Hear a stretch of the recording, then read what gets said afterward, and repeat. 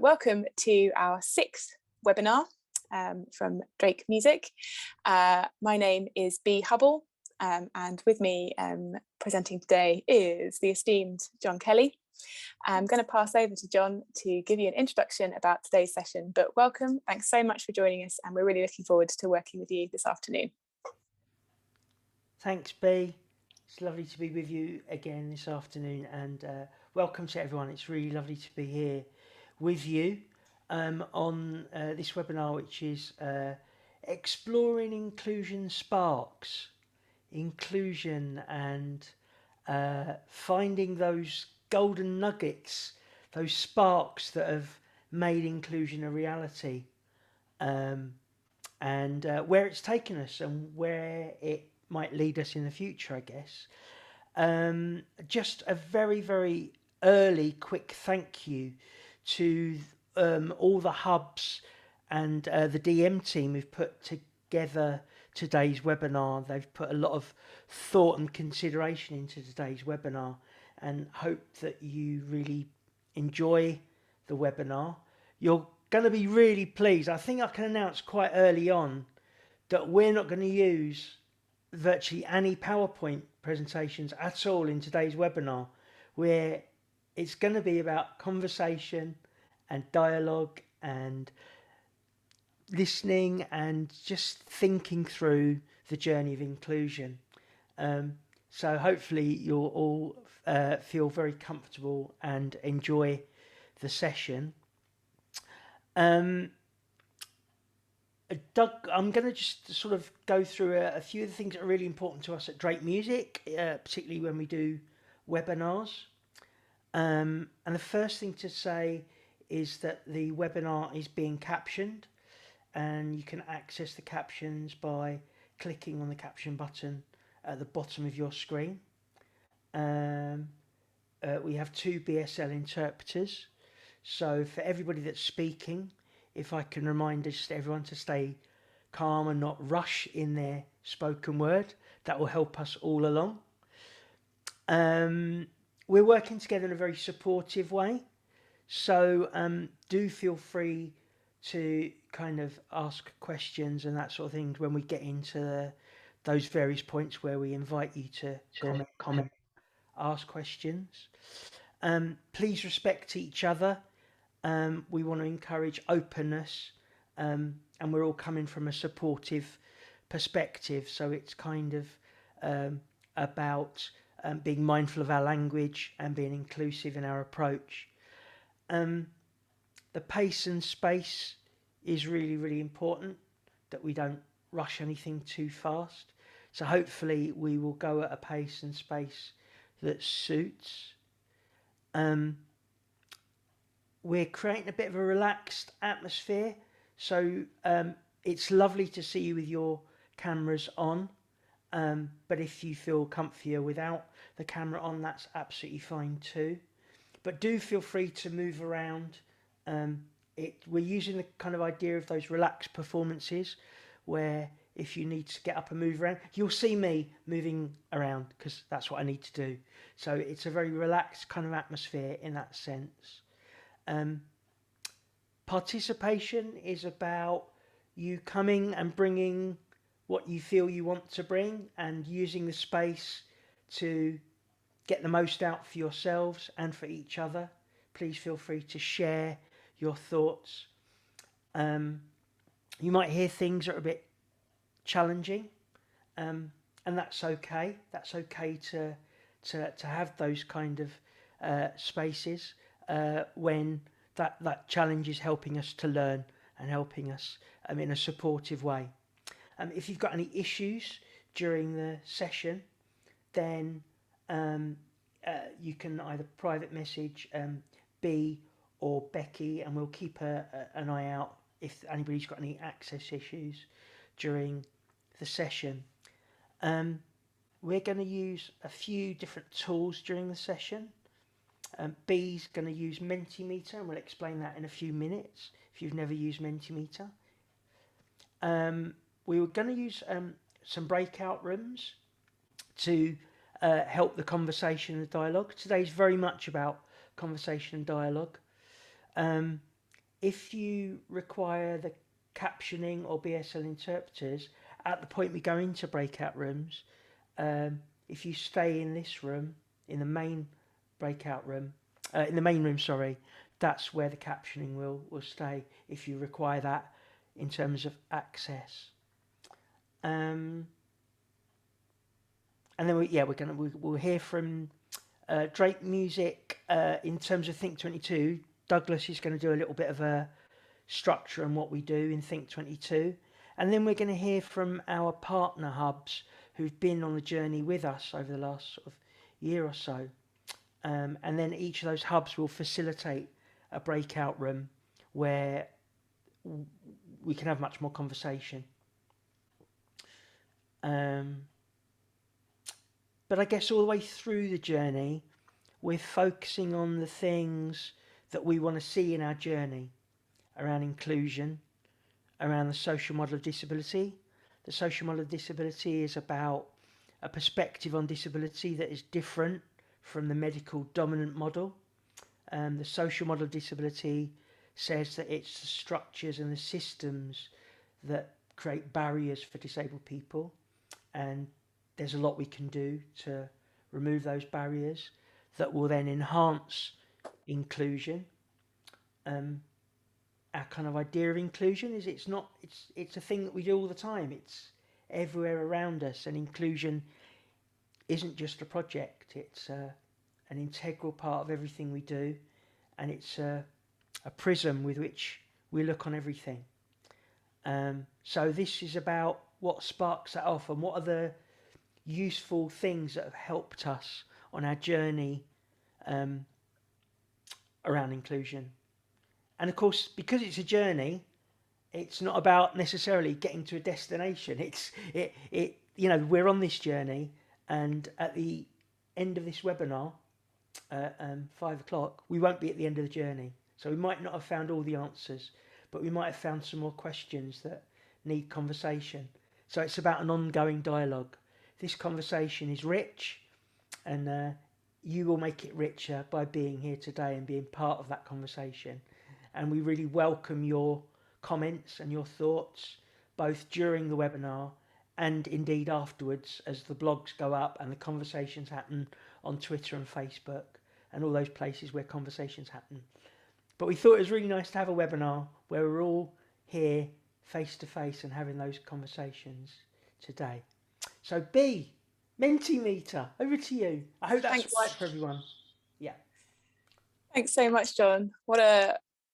You're such a wonderful speaker, John. You take us at such an excellent pace, and I really appreciate your reflections on what we're going to do here, what we've been doing, and who we're working with, and why we're here as well. It's great to hear it. So welcome once more, everyone. And we are about to do our Mentimeter slide. Now, we thought we'd start with something that was inspiring to us specifically, something that really gets us excited about music, and what it was that inspired maybe you to be here today. And so I'm just going to drop in the chat how to join our Mentimeter slide. Make sure, here it comes. There we are. So if you join our Mentimeter slide, you can either do this on the same device you're using to watch our webinar, or you could use your mobile phone or a tablet. So if you go to www.menti.com and use the code 39209696, you should see a slide that says, "Tell us who is your musical hero." So this can be anyone. You could think about perhaps a disabled or non-disabled musician that you're inspired by. Perhaps it's a band, perhaps it's a genre, perhaps it's an individual, or even somebody who used to teach you when you were coming through the musical system. But take a second to get to that slide, and there are 3 spaces. You could enter up to 3 names there. And we're looking forward to collecting those as we go. I'm going to be keeping an eye in there. B, could you repeat that code, please? Certainly. Oh, it's right there in the chat. Apologies. It's in the chat. That's okay. Yeah, it's in the chat, but I'll repeat it again. So it's menti.com, and the code is 39209696.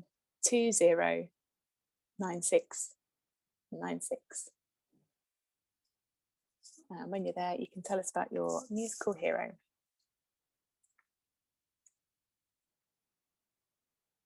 Ho, just got a swathe of them coming in here. I will share my screen in a second when some as they come in. Let's see.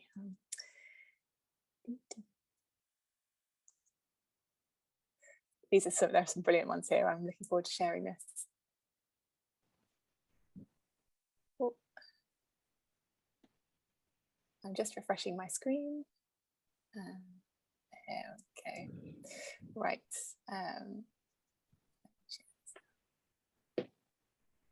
Screen. Start podcast. Apologies, it's a tiny bit clunky because I'm on my iPad today, so I'm having some technical difficulties on my computer. Here we go. Hope you can see that. So there we go. A plethora of names there. Yes, you can say John Kelly, whoever said John Kelly. So many it's hard to pick. I identify with that very, very strongly.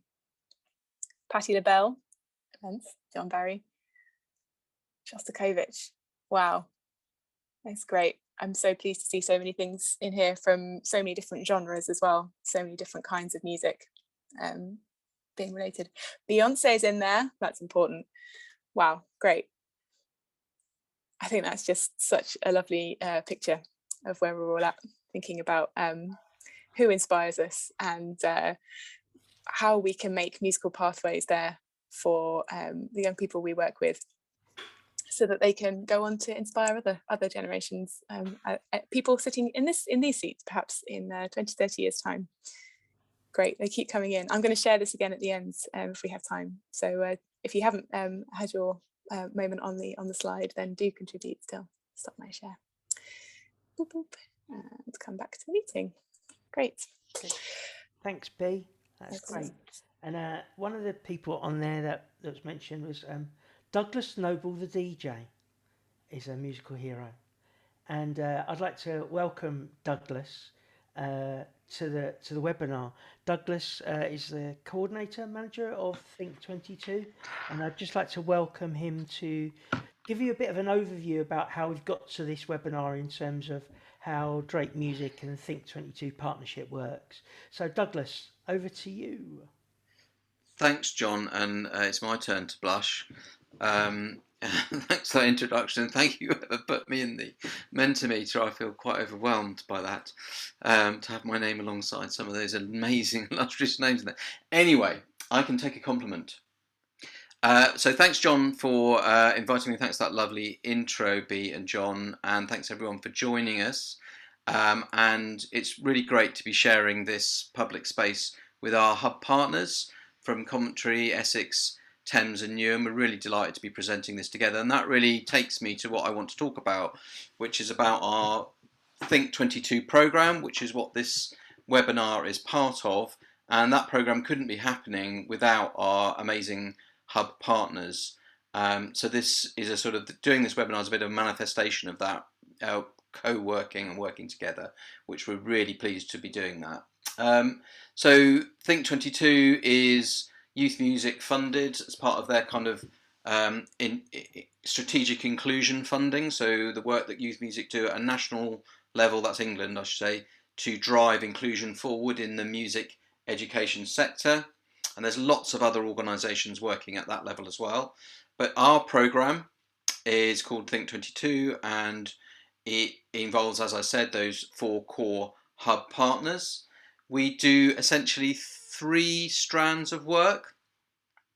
The first strand is direct delivery, and because Drake Music is an organisation that specialises in working with disabled musicians, that direct delivery is with disabled young musicians, and in an example of that would be our work that we do in partnership with the Tower Hamlets Hub Thames on Soundbox, which is an inclusive ensemble, and there's lots you can find out online about that. But that's really about creating a space for disabled and non-disabled young musicians to work together and supporting them to do that through a whole load of accessible techniques, but also through music technology in a very broad sense of the word. The second strand is around our workforce development. And so that's really about equipping people who work in music education contexts to be able to meet the needs of the disabled learners that they meet who want to go on a musical journey. And that's often in formal education settings, but it's not exclusive to that. So we do a lot of work with our hub partners, with the tutor teams in our hub partners, to support them to develop their inclusive practice, including the use of tech, but also more broadly. John's mentioned the social model and that underpinning everything we do, and the barriers that people, being able to address the barriers that people face that cause the disabling barriers that they face in terms of becoming musicians. So a whole range of strategies, and I have to give a big shout out to the DM team around that in the way that they work really closely with the hubs to develop what we're calling, and it's almost like the irreducible minimum of core competencies that we're supporting our hub colleagues to develop in order to be able to meet the needs of the disabled musicians they meet. The other element of that workforce development, which is worth mentioning, is really about diversification of the workforce. So addressing the very real underrepresentation of disabled people in leadership roles across the music education sector generally, the difference between 20% of people in the country identifying as disabled and representation of 5% within the music ed workforce, or there or thereabouts. So there's a proactive drive around that, and that includes in Drake as well, of course, and the diversification of our own workforce. And then the third strand is the advocacy strand, and that's about key messages out into the world around driving change and progress, the journey, as John quite rightly puts it, the inclusion journey that we're all on and that we're all committed to. By being here this afternoon, you're showing that commitment. But bringing the messages out to that around inclusion as an opportunity, inclusion being about changing the things that we have control and power over, inclusion being something that benefits everybody, inclusion needing to be driven by those that are excluded, all those kind of key messages that resonate all the way through our work, that are very driven by the social model. We are in a very fortunate position to be funded by Youth Music to take that out through our advocacy work. So that's often appearing at events and conferences, engaging with stakeholders, national initiatives, and also creating materials. So I'd highly recommend you have a look at our resources page if you haven't done that. There's lots of great materials there around. For a very good example is we created a paper around diversification of the workforce, and that's there's some really good practical tips in there, but there's lots of other things as well. So that was just a quick walk through, and I have to finish again by acknowledging the fact that this is a program that we couldn't be doing on our own. It's very much about our work with our hubs and with other partners and stakeholders that we connect with. So as I said, presenting this today and being in a public kind of facing event with our core hub partners today is a really positive and really welcome part of the way that we're working, both internally but here externally. So that's me finished, I think, on time even, or thereabouts. Great. Thanks so much, Douglas. Eloquently put, as ever. Your delivery there. Thanks so much. John, you're going to tell us a bit about what's coming next. All right. It's not an advert. It's not an advert break. Where we're at now is, I think what I was thinking about when Douglas was chatting was about the kind of the different routes in on the journey. You know, on a map you've got loads of different ways in, and in this webinar we've got music hubs, we've got practitioners and facilitators, workshop leaders, disabled artists, non-disabled artists, all working together on this journey of inclusion. So we're all coming from like different perspectives, and what's really interesting is in learning from those unique perspectives, and also kind of drawing where there are commonalities and where there's shared practice, and also where there's some unique specks of gold. And what we're going to do now is have a little bit of a conversation with each of the partner hubs that have been involved with Drake Music and Think 22, and really thinking about the catalyst, the spark that started the journey really for each. And as you listen to each of the hubs, you might like to think about your own journey and what have been the significant moments in your journey, so that when we go into the conversation, we've got some things to bring to that conversation.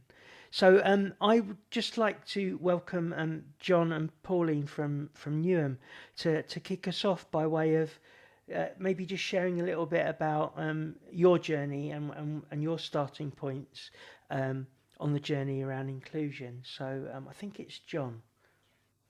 Thanks, John. And can I just start with, by the way, just to let everyone know, welcome, first of all, and a slight change to the agenda. There was a D Noble DJ who's now, Douglas, can you disappear for 20 minutes because you're doing the performance in 20 before we go into breakouts? Just letting you know.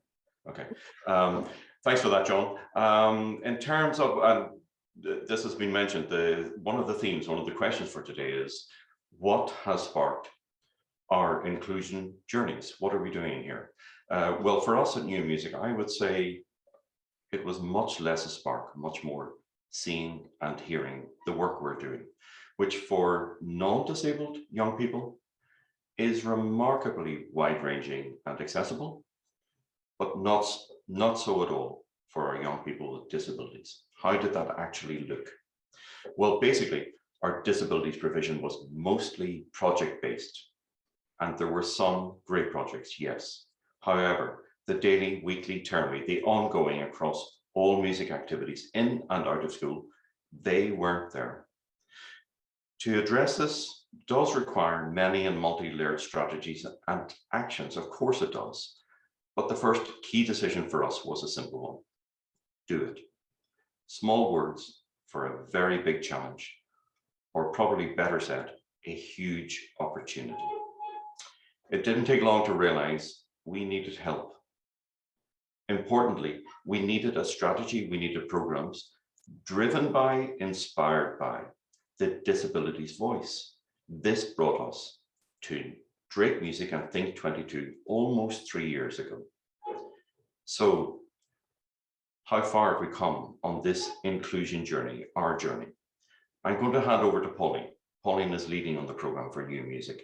Pauline, you might want to give some more detail on what we've actually done over the last 3 years. Thanks, John, and hi, everyone. Yeah, at the beginning, we started with very targeted projects of 3 schools delivering alongside Drake Music, or may I say Drake Music was leading and we were learning alongside. But at the beginning, especially the time that we invested was really crucial to understand the needs on the ground. We were not really aware of that. And I think through meetings and conversations with SENCOs and families and children and everyone we could speak to, that gave us an insight on what we needed to do. And working with Drake Music and the LSO at the time was really important to go forward, just keep on going, just little by little. And now independently, we have our teachers running weekly specialized SEND sessions in schools, 10 at the moment, with a few more to come, as well as community-based work that is called Music Unlocked Orchestra. And so through that partnership and the very beginning of all that analysis and those feedback sessions and this trial and error, we also started to develop our teachers and our workforce. So at the beginning, we had like one teacher that was specialized in special education needs, and now we have a strong team of 10 teachers who are still developing or leading with Drake Music. And just like, I think at the beginning, like just banking on the desire of some of our teachers who were really interested in special education needs work, but didn't know really how to get on with this. That was really important to nurture that and to keep that growing, to now have a team that can deliver anytime, anywhere. So little by little, I think we made those changes that that really impacted on the overall delivery. We invested money as well. We invested in this team, and now we know that they deliver high quality and bespoke provision, and that can grow as well. Now that team can deliver an offer in the whole borough if the schools want to have us, they should. And obviously the organization followed as well, so that like starting from that very like small project phase to a bigger organizational level, we've grown as well at New Music. Like we're on the path to integrate diversity in all that we do. We really want our projects to be disable-led.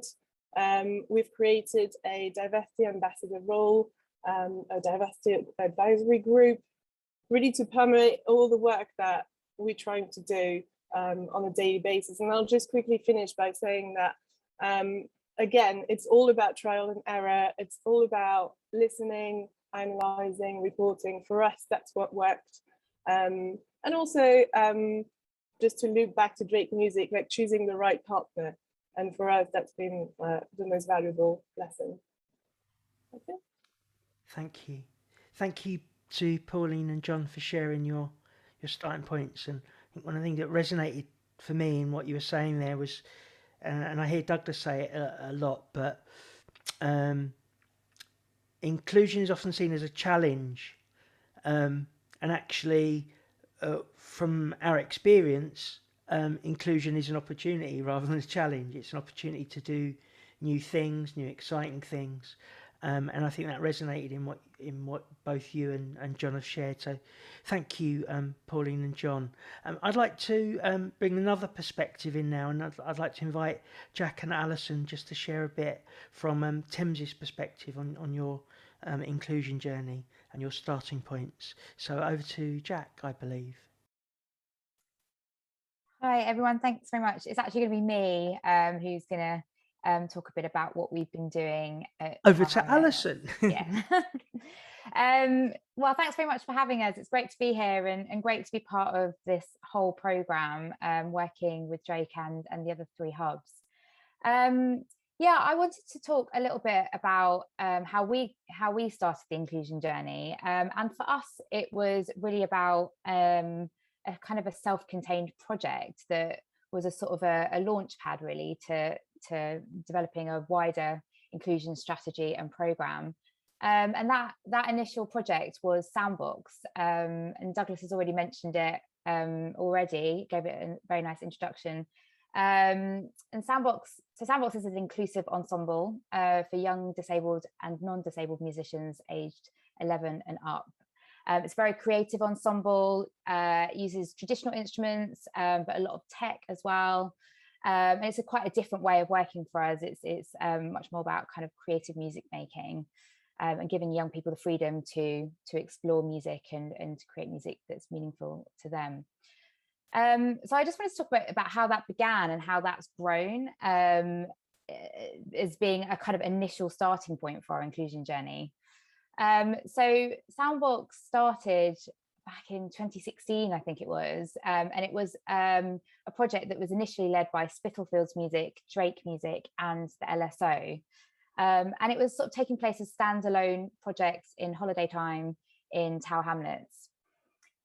We started working in partnership with Spitalfields, Drake and the LSO to work out how we could develop Soundbox into an ongoing programme rather than it just being kind of one-off projects, and how we could embed that work into the work of the Music Hub. So after lots of discussions and planning, and working together with those 3 partners, we started running Soundbox as a regular ensemble as part of our Saturday Music Centre, and that started back in autumn 2017. It was led at the time by leaders from Spitalfields Music and Drake Music, but with Thames tutors being integrated into the team, working alongside the leaders and supporting them in the delivery of Soundbox. And alongside that was a training and mentoring programme as part of the Think 22 programme that aimed to upskill our tutors in this way of working, so that eventually the ensemble could be kind of handed over to Thames tutors and led by Thames tutors.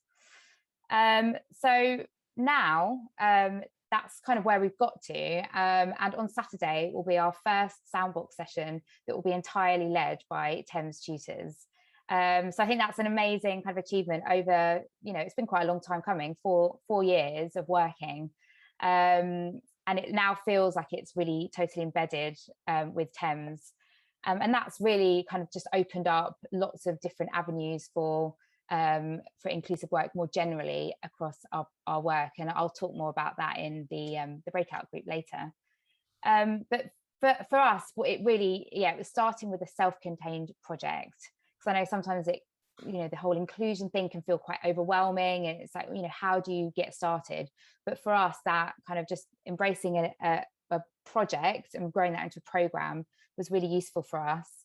And of course, working with partners was really crucial, and we really benefited from their expertise and support over that period of kind of 4 years, and providing the right kind of training and mentoring for our staff, so that it left a really solid legacy, and means that Soundbox can now be quite sort of self-sufficient.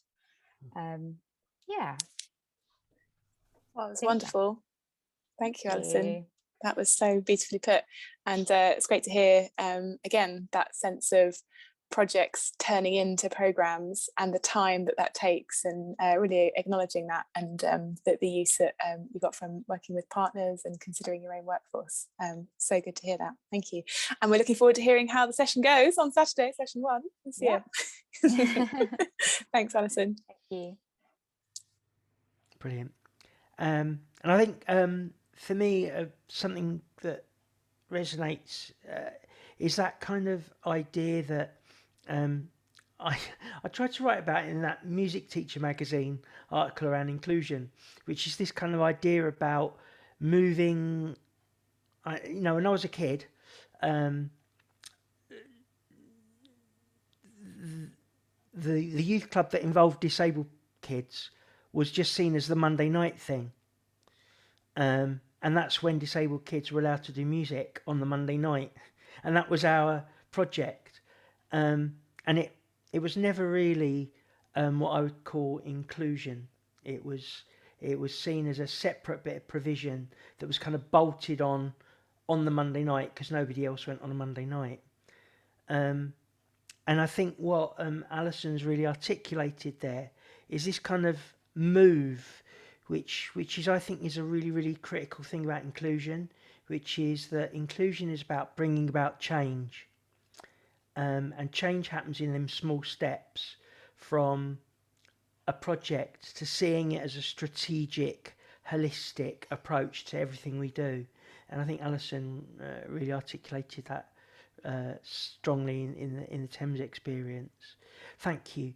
I'm going to invite Mark and Claire now to share another perspective, another starting point from your experience in Coventry.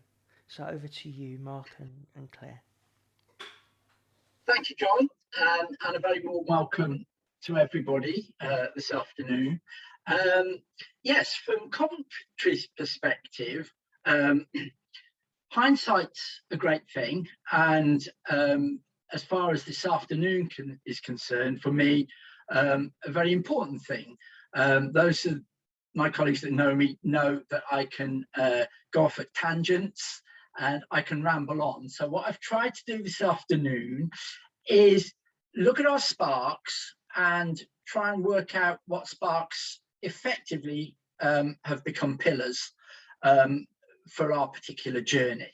So I've tried to identify 5 that I considered important as regards Coventry's journey.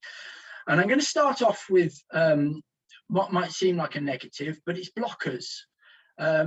Looking at us as a service, as John eloquently said earlier, you know, inclusion is like the prism that we should be looking through over everything. But in Coventry, when I started, I thought, well, if we're here having this conversation, what are we not happy about and what do we think we're not doing well? So it did start from the point of what was maybe blocking us. Was it staffing? Was it money? Was it a more generic thing? Was it that we just didn't know what inclusion looked like? Which I think is quite a fundamental thing, because as we said, inclusion is about everything. But were we trying to identify what we wanted inclusion to look like, and is that even an attainable goal? So we decided probably that we needed to start something that we could see that was tangible. So we did start with our special schools on our particular journey, and that leads me on to my second, I suppose, stepping stone, and that is to talk, starting conversations that led on to us thinking, well, who with? We don't know what it looks like. Who do we start talking with? We did start our conversation with Drake because we thought that talking to people who have expertise in the field that you are trying to develop your service in is as good a place as any to start. And for us, that proved really, really productive.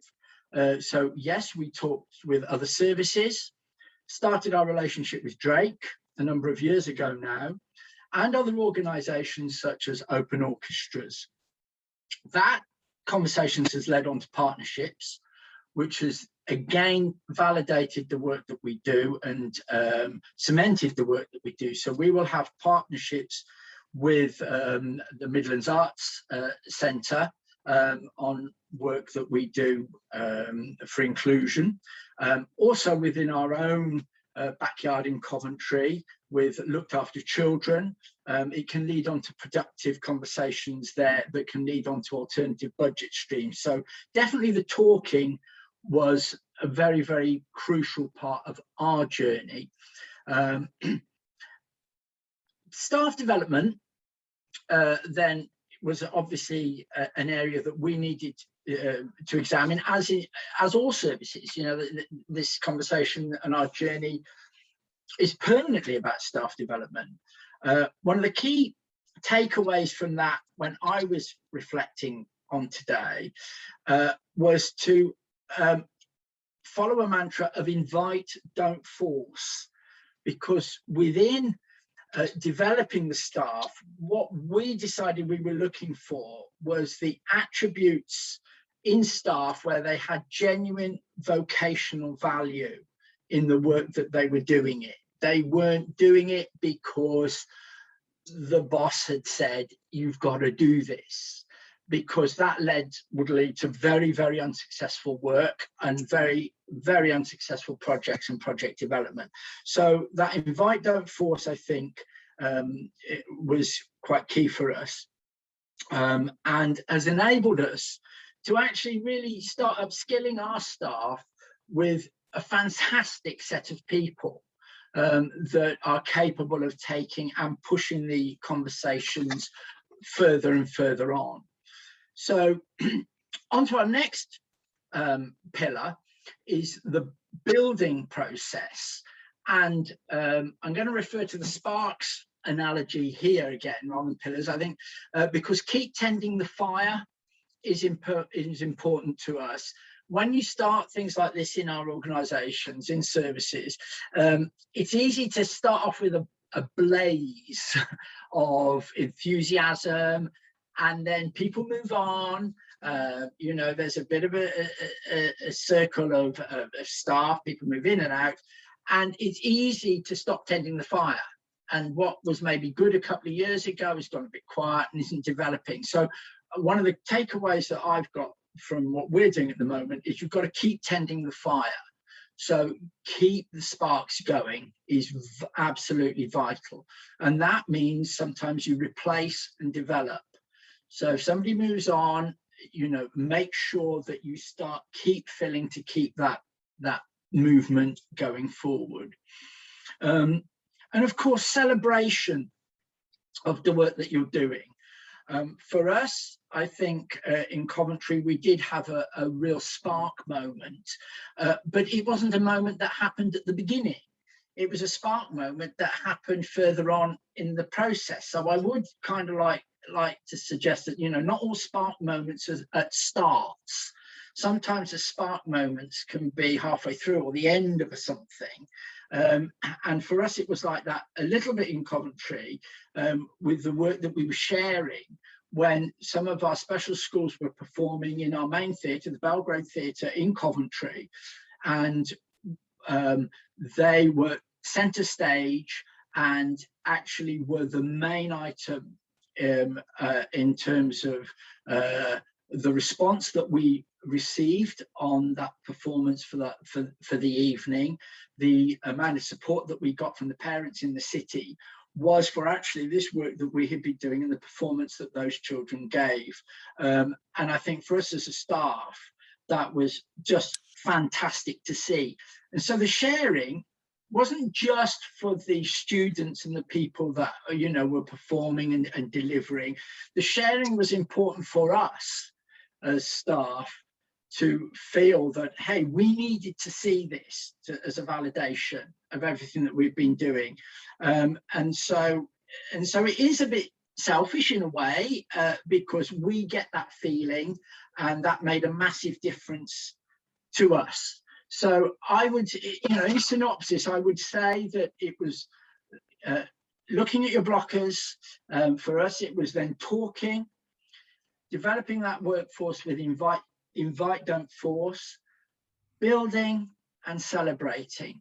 And I think those are probably the key areas that we keep going back to on our work in Coventry. That's so comprehensive. Thank you, Mark. That was wonderful.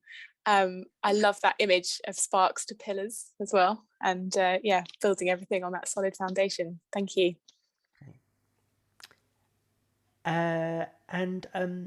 What we're leading up to now is some opening up the conversation, and I'd just like to finish this little bit of the conversation by inviting George to just bring another perspective from Essex Music Hub's perspective. So over to you, George. John, thank you for having me. Hello, everyone. Yeah, so our sparks, there's been many. Like most hubs, we started off one-to-one and group tuition, project work in SEND settings. And yes, I think, so we started out there really. A couple of years ago, I started on a few projects where I was mentored by some social musicians. And then we decided we needed to offer this out to the wider community. So I went along to Sandbox in 2018 because we were very inspired by what they were offering there. And we decided to set up our own inclusion orchestra. So we did this in Braintree. And yes, so the idea was, because we had been focusing in schools and special settings, and quite targeted, that we wanted to open this up to the wider community to try and achieve more inclusivity. So we could have, because just going into the SEND schools, working with just SEND students, we wanted to have everyone working together. It didn't matter about sort of musical experience or ability, so it's all open to disabled or non-disabled musicians just to come together and make music as a group. So where we are at the moment, we've used this time recently to refocus and on our journey. So as I said before, I was part of a project where I was mentored and trained by some trade musicians, associate musicians, and now we had other tutors that they trained up, and they're now about to start training new tutors. That's where we are. So we've got to that point. Yes, we're just having a refocus, how we're going to move forward, how we can learn and build on past experience from the Inclusion Orchestra. Yes, and how we can develop that and how we can achieve open communication and true inclusivity. So, and that's what I was going to discuss in the presentation later. Wow, that's great, George. Thanks so much. Brilliant. So looking forward to building that programme with your tutors this year, thinking about where the support came from before, how we can embed that support in the going forwards for your tutors, leading into the next generation of tutors who'll be developing. Yes, because we realise a lot of our tutors, even in mainstream schools, are delivering music provision to children that might not have a place in setting. Yes, absolutely. We want to sort of empower them, help them sort of build their skills and then go out into the wider community so that we can make it accessible to more people. Absolutely, thank you. And that's a really key point you raised there about hidden disabilities as well within mainstream settings, and one that we're exploring really deeply actually with everyone, yourselves included, this year. And I think it's a really important thing to acknowledge as well. And I think you mentioned it as well, Mark Allison, thinking about that sense of what is inclusion, who are we targeting, who isn't in the conversation, and how do we reach them to make sure that everyone is there that needs to be. It's an endless conversation, and really key as to why we think about it as this sense of the journey rather than a destination we're trying to get to, but it's ever evolving and shifting. And part of the work we're doing here, and that we hope that we inspire and having these conversations later, is that we may not get to the answers immediately, and that's okay. And we may never exactly reach it, but the fact that we're trying and that we're being responsive and reflective and active in our work is really key, and means that inclusion is front and centre. So great. Thanks so much, George, and all of our hub partners for coming to speak today. It's just great to pull it all together in this webinar and to hear from all of you. So yeah, anything anyone would like to say about Sparks? What sparked your inclusion journey? Just seen Rachel's got her hand up there. So. Oh, great. Go for it, Rachel. Hello, everybody. Fantastic to see you all and to be here with you all. I'm in Taunton in Somerset, and I'm a saxophone player.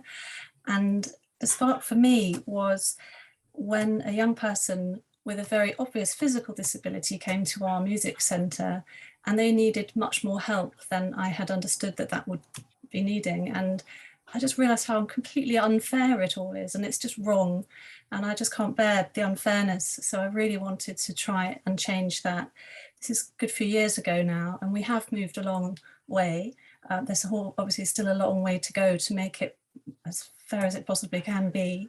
But I'm just proud that at least we've started the journey and we're on our way. That was my spark. Wow, great spark. Really great spark. And that sense of unfairness as well, and feeling that and finding a way to communicate that through the organisation, I think is really key. Does anyone from one of the other hubs want to jump in on that? From our partner hub speaking.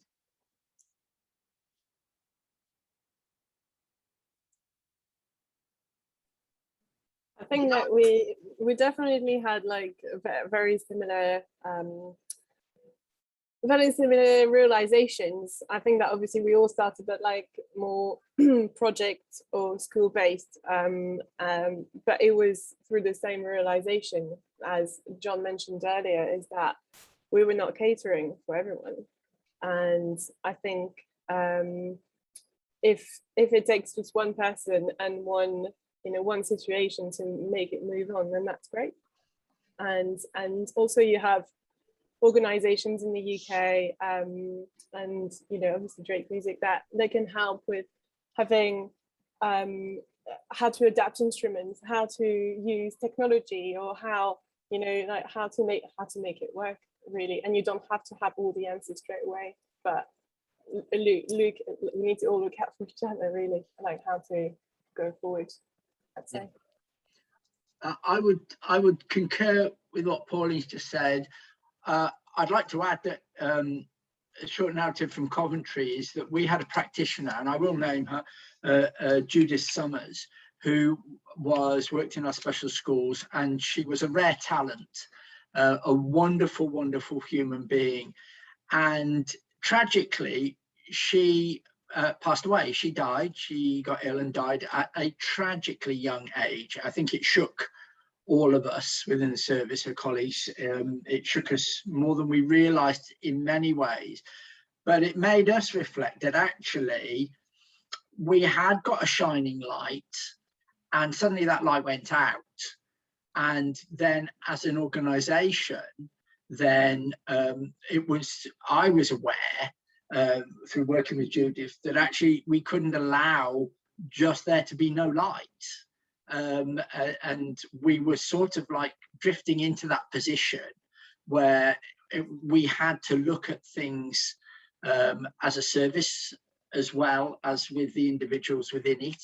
And not long after that, me and my colleague were on a train down to London to have a meeting with Doug. So I think it's a mixture of individuals and organizations, and the two kind of like become almost like inspirational. One inspires the other, but they sort of like codependent in a way. If that makes any sense? Yes, very much so. Yeah. Thank you, Mark, for that. We've got a few things coming through in the chat as well, from Caroline G. Luckily enough to be brought up by a mother who believed in inclusion, so learnt from lead experience before being diagnosed years later, and then learning about the lack of it the hard way. I think that's yeah, absolutely. Finding out the hard way is it's not easy, but it does happen to a lot of us, I think. Thank you for sharing that, Caroline. And Claire McCall, you've also said, before you were the hub lead, the Music Mark Youth Voice Conference, a young person pointed out in the audience of hub leads and asking, why do we need you? Yeah, I think I remember that actually. That was a very poignant moment, essentially highlighting that if music ed isn't relevant to young people's lives and meeting their needs will become obsolete. And I think that's something that's is so important. What do the young people want us to provide as well, and how can we action that? And maybe it's going to look different to what's come before, and that's okay. Great things in the chat. Has anyone else got anything else to say about Sparks and what the Spark was? I think something that that's come out in quite a few of the conversations in each of the hubs that have come out today. I made some notes down and some sort of key words that I've always felt are really, really important about inclusion. And one is about it's almost kind of, once you realise that there is inequality and injustice, that the key words are around passion and motivation and belief in bringing about change. I think Douglas would say, he's just coming back in, thankfully, but Douglas always kind of gets us to think about what is within our control to change. Not kind of, it's all too big and we can't change anything, but within realising that we have got a sense, we have got a role to play, and that we can bring about change. And for me, that was about, I know it's a bit cliched, the social model was really kind of big on that, because it was when I kind of realised that it wasn't about me changing to fit in. It was about changing the way society is structured so we can all work together. So I can be in a band with you and we can make music together. And that was a massive, massive leap for me in my journey around inclusion. Thanks, John, bringing that in there as well. So just a point there, if possible. Yeah. Just about sort of what is in our control. Just because I was going to talk about our journey and what we sort of learned from the Inclusion Orchestra. So we were at a point where beforehand we had planned the format, so we got the resources, the technology to deliver, selected a venue based on accessibility. We had a medical room, disabled toilet, everything around that. So we had people coming, we had excellent feedback, we did performances, all going really well. But one thing we needed to focus on was sort of consistent numbers each week. And then we found out, despite having planned for everything, the one thing we didn't have was personal care, which we later sourced, purchased, and then we closed just at the time in March 2020, so just at the time that arrived. And so, you know, how do we sort of control, how do we sort of assess the relevant needs beforehand for something like personal care? How do we have that open communication before we get to the point of delivery? Yes. So things within our control and not within our control. And how do you kind of plan for everything? Absolutely. Yeah. Not everything is within our control, and we don't know what needs to be within our control and not before we ask the questions as well sometimes. And sometimes we get scary answers back as well. You know, we think, how on earth will we action what we've just learned? Thank you for that, George. Right, we seem to have got the reins back on Zoom, thankfully. It seems to have ceased whatever it was doing. Joy is ready to open our breakout rooms now. And I think that'd be really valuable if we can have a bit more of that close conversation time, although it's been great sharing in here now. So we're going to open those and be in there for 15 minutes. So there'll be space still for our hub leads to show you their presentations that they've worked very hard on, and to continue the conversations. So we thought we might pick up the conversation in there on where or who is leading inclusive practice, and who is leading that process, and have a chat about what they're doing. But they'll tell you more about that as we get there. So thanks, Joy. We open the rooms, and we'll see you at 20 past. Thank you, everyone. We just had an open conversation really about different people's sparks, but you know, I did sort of prepare something that I was going to talk about regarding sort of our journey around inclusion. So I sort of start that now. So so I work for Essex Music Services for several years, delivering inclusive music provision in various different settings for Essex. And I'm going to tell you about the journey. So the spark that started at EMS, I would say, I wasn't there at its inception. I've joined en route and sort of been part of sparks along the way. As I previously mentioned, we kind of started out in special schools and doing projects, and then we had our big spark decided to go into the wider community and set up an inclusion orchestra to offer out to the whole of Essex, so it could be sort of disabled and non-disabled musicians making music together. So they didn't have to have previously played music or be having any one-to-one tuition. They didn't even need to own instruments. Use ours. So we set this up at the Braintree Community Music Centre, and as I said, it's open to all young people. And I co-delivered the sessions with Kevin Wright. He was another one of our SEND specialist tutors. I believe he was also mentored by Drake, some associate musicians. Yes. So we used assistive music technology such as iPads, Skoogs and theremins, and traditional instruments, ukuleles, guitars, pianos, drums, bells, anything you could think of. And so we planned the format of the session to allow for greater accessibility. So not too early in the morning and not too late for lunch. We had a soft start.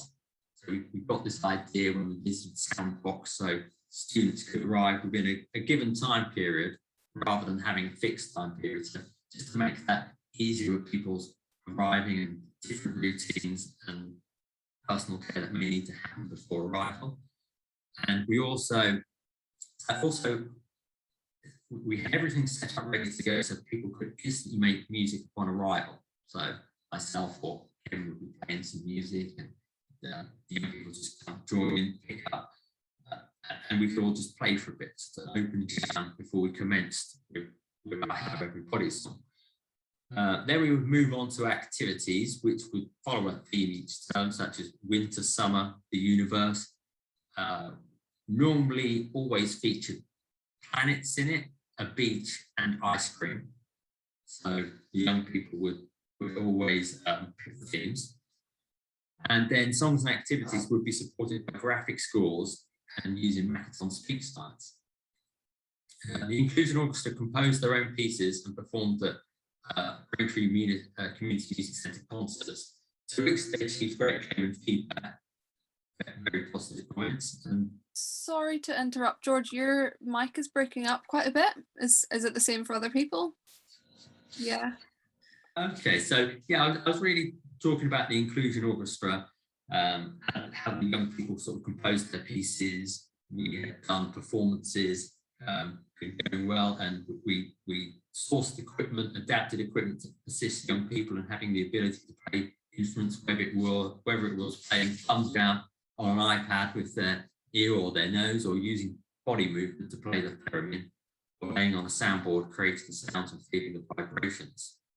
So as I discussed earlier, we carefully selected the venue for its location and its accessibility. The venue had disabled toilets and a medical room, and we created chill-out zones if people needed time out of session. And we had very positive feedback from the attendees. I think one thing that I'd like to discuss, and what we really needed, was feedback, possibly from the people that weren't there, so people that had came to the pilot and then, as I say, so we needed to focus on the numbers weren't consistent. And later on, we found that one of the reasons was, despite planning for the layout of the room, for the instruments, how we could adapt those, that was one need that we just weren't aware of, and how we can have that open conversation, perhaps with parents, carers beforehand, and how we effectively assess the needs to try and become truly inclusive. I'd like to open it up to everyone to please share your thoughts and experiences.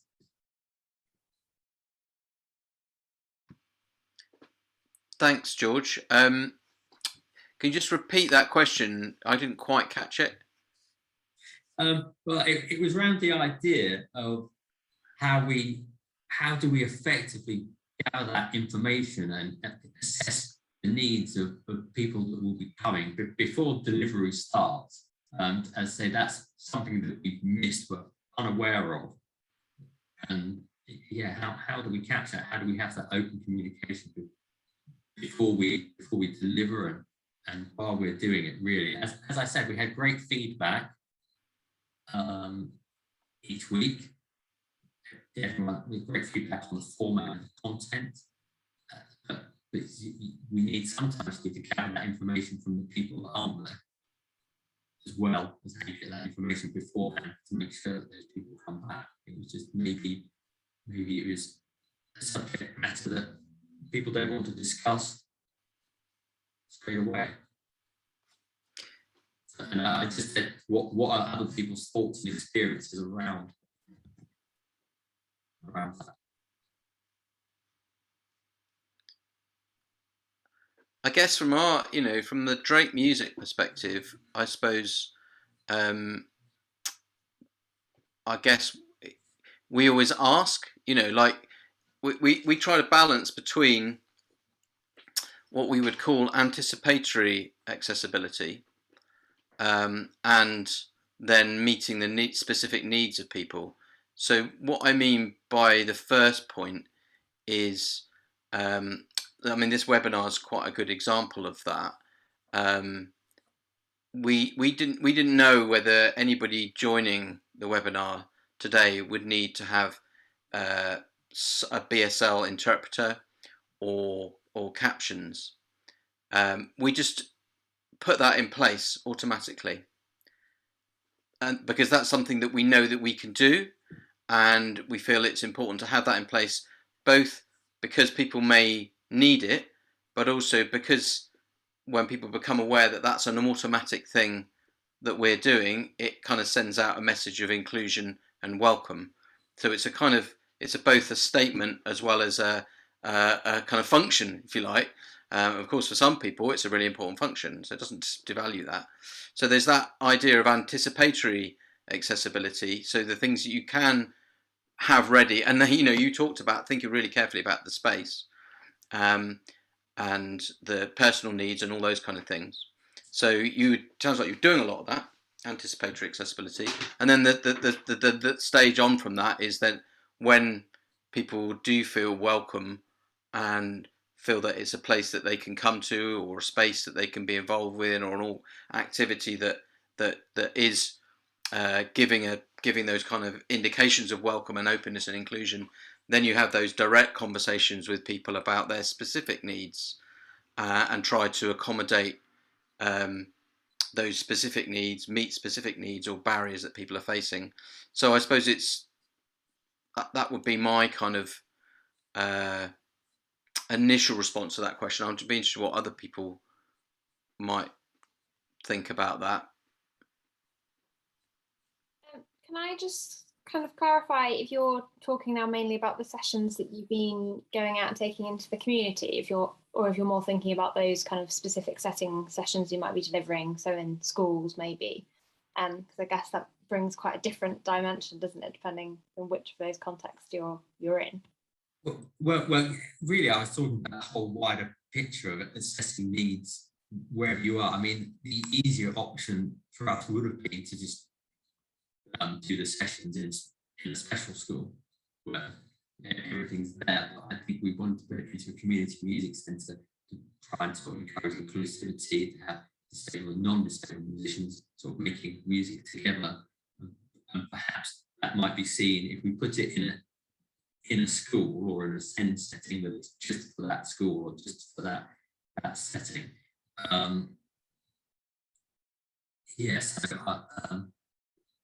but yeah, my question is really for what you don't know. I mean, I suppose in hindsight, those Kevin and myself delivering it, often one of us would be up in the doors or signing people in, and I would be making music.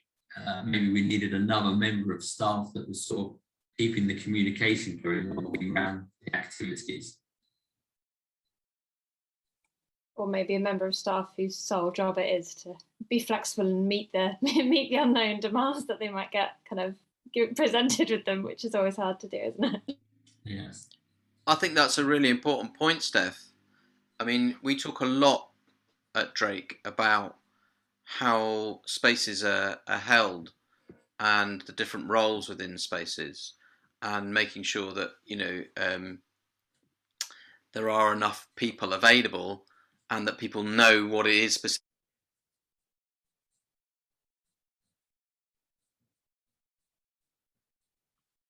Has Douglas frozen for everyone else? Yeah. Yes, he's just disappeared, I think. I think Douglas has been kicked out.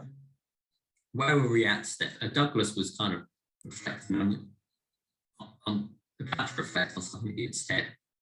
And that's a good point. Yeah, I guess kind of mainly talking about I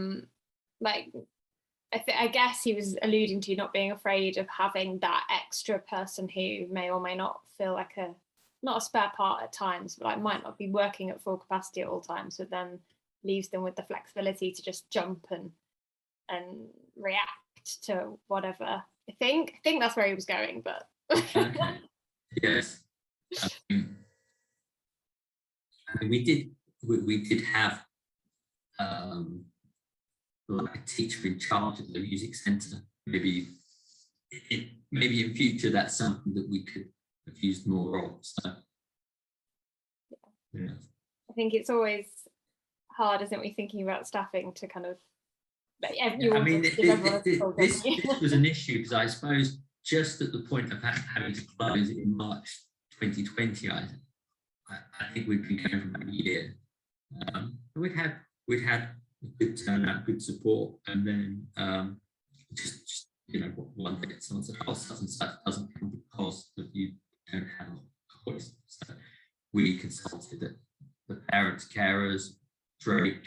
We sourced and purchased. We had to get a mobile voice. Unfortunately, that's never been used because we closed on its own. So. Oh, sorry, George. I didn't mean to cut you off. I didn't catch the end of what you were saying there. You're back. Hi. Hello. Oh, of course you were in this space. It's your room. Right. Yes. Gotcha. Okay. Hello. Sorry, you might not be aware, but we lost everyone. We're back in the gravy train. In our Crikey. room. Yeah, Right. blimey. I don't know what's going on with it. I assume that we'll all log on to Zoom's update thing or a piece of news tomorrow where Zoom was having enormous technical issues across the globe yesterday. That is the only explanation. I'm not quite sure how I've managed to sidestep all of it, although I've definitely jinxed it now, haven't I? Welcome back, everyone. Thank you for sticking with us through the thick and thin of this tricky Zoom meeting, which is throwing everything at us that it possibly can. Now, we have a little bit of time now just to share some key reflections from the rooms. John Kelly, would you like to, I don't know if you were able to sit in on a room, John, would you like to share a bit? They kicked me out, but I got back in. Well done, John. Yes, indeed. Really ironic that Zoom is excluding us all today when we're talking about inclusion. I just want to pass that. Can't let that pass. We had a really enriched conversation actually in when I finally got back into the group, with some real sort of collaborative conversations about ways in which hubs effectively work around the different mechanisms of working with looked after children, and the sort of the various ways of tapping in to ensure that those children get included in programs and enrichment and music, and that was a really enriched conversation. Lots of thoughts and ideas about ways of identifying other pots of funding. I know Mark had some really good experience and input from Coventry's perspective. So we talked about things like how it's really important to sit in local authority inclusion boards and all those kinds of mechanisms where those conversations happen. Resettlement teams, working with teams that are looking after refugees and those groups that often get excluded. We talked about I think it's virtual schools bursary was another potential pot, and then I chucked in another pot that's often missed out because it's just not promoted well enough under the Social Care Act. Disabled children with personalised budgets being able to get funding through the sort of wellbeing mechanism to access music as part of their enrichment, their inclusion. So, but yeah, I don't know if anybody wants to add anything else to that. I'm just being mindful of time, John, as well, and this continuing fluctuating situation. Not to cut off anyone who does want to speak, but I'm going to suggest that we will share the notes that we all took from the breakout rooms back with everyone who's attended today, and I'd really like to just take a couple of minutes coming towards the close of our conversation as well to say that it's ongoing. Our door is open for these conversations. We would love to keep talking to you. If you have been speaking to someone today from a hub or heard something said by one of our partner hubs or any of the other people in your breakout rooms, it would be great if we can carry on those conversations as well. We would love to share around contact details of people to continue those conversations. If that's okay by you for us to share emails that people ask, then please can you let us know now in the chat? That would be great. And it'd be just really good to keep these conversations going, actually, and hopefully make some new networks. That was one of the things we talked about a lot, is partners and the importance of partners and what they can bring, and those big mountains of stuff to do to build inclusion in and access into our delivery. Actually, they're questions that may already have been answered by someone else, and so we can save ourselves an enormous piece of work by being able to reach other people and have those conversations. So yes, do let us know if you're happy for your details to be shared, and we will ping those out. I think that's a very important thing to do, that this hour and a half has been too brief as ever to reach everything, and certainly briefer for being thrown around and chucked in and out of rooms and etc. So thanks so much for happy to share details. John, do you want to do a roundup? I'd just really like to echo what you were saying about continuing conversation, and just let's keep that going. I think it's been a really interesting afternoon, and a lot of the kind of things that the Think 22 partnership has explored are conversations that are going on in all sorts of different places, not just in the Think 22, and there's some really good practice, and I think being able to share that good practice and celebrate it, and realise that change is happening, that the challenges are opportunities for change. And I would like to just kind of finish, I guess, by, I know we were asked about what sparked us, and I think there's something for me as an artist which is about being creative, and music being I know I made that cheesy pun on one of our documents about music is the key, and it's because I believe passionately that music is our way of making inclusion happen. We're on a winner, and if we can use music to demonstrate that, then our journey becomes a lot more exciting when we put music at the heart of everything we do. So I'd like to thank everyone for their input this afternoon.